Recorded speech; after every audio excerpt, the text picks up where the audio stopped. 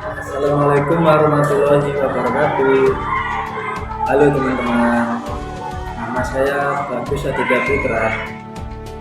Saya kuliah di Universitas Terbuka dengan nomor induk mahasiswa 87818782. Saya dari prodi S1 PGSD.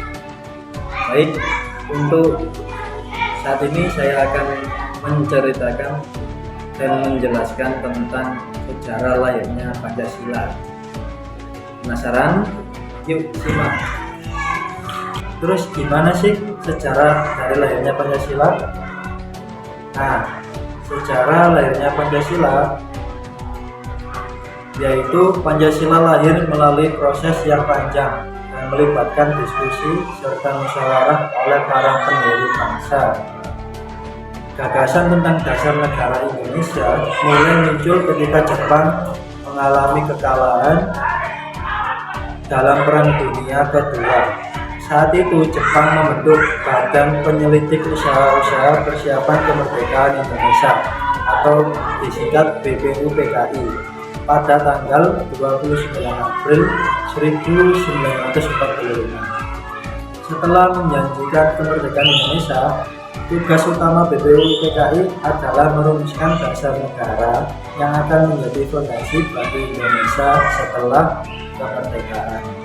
Pada sidang BPUPKI pertama yang berlangsung dari tanggal 29 Mei sampai tanggal 1 Juni 1945, muncul banyak usulan mengenai dasar negara, termasuk dari tiga tokoh utama yaitu Bapak Muhammad Yamin, Bapak Supomo, dan Bapak Soekarno.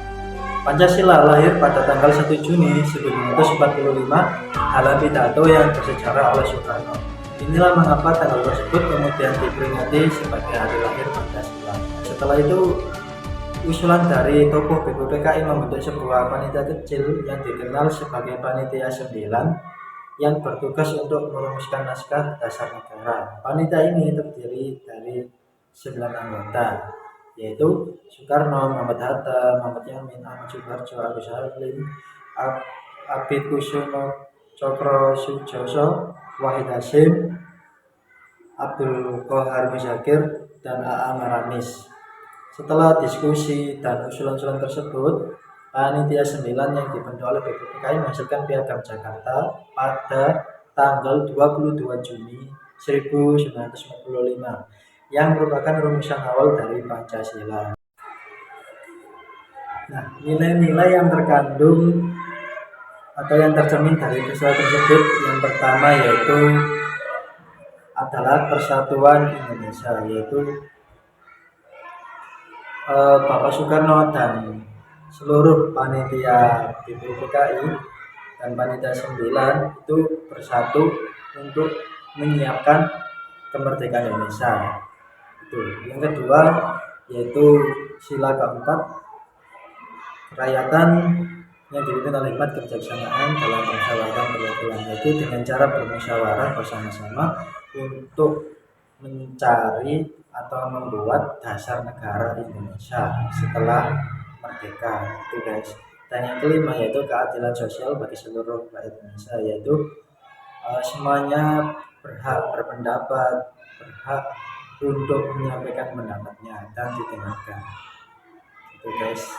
Dan yang kelima yaitu ketuhanan, yaitu selain sila-sila tadi yaitu ketuhanan yang paling utama, karena bangsa Indonesia juga tidak lepas dari perjuangan doa dari seluruh bangsa Indonesia yang menginginkan kemerdekaan. Tuh. Pelajaran yang bisa kita ambil dari cerita sejarah lahirnya Pancasila bagi generasi muda yaitu kita harus bersatu, jangan mudah